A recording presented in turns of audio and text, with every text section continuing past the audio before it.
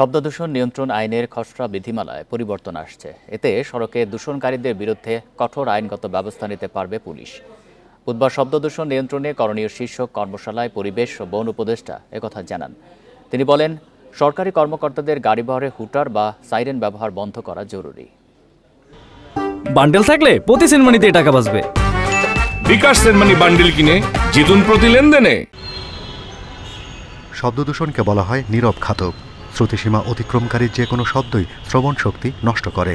গাড়ির হর্ন, নির্মাণ কাজ, মাইকের ব্যবহার, শিল্প কলকারখানা কোনো ক্ষেত্রেই শব্দ দূষণ নিয়ন্ত্রণের নিয়ম মানা হচ্ছে না। এ কারণে দিন দিন ভয়াবহভাবে বাড়ছে শব্দ দূষণ।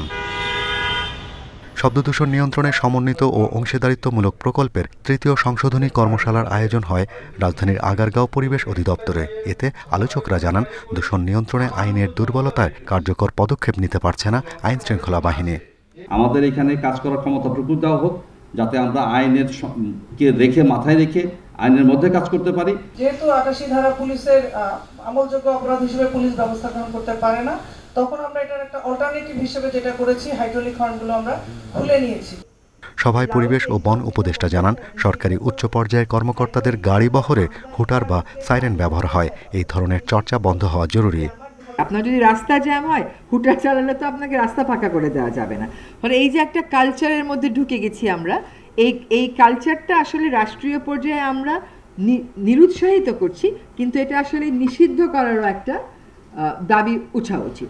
কর্মশালায় উপদেষ্টা আরও বলেন, আইনে শক্ত প্রয়োগ হচ্ছে না, তাই শব্দ দূষণ আইনে দুর্বল বিধিমালা সংশোধনের কাজ চলছে।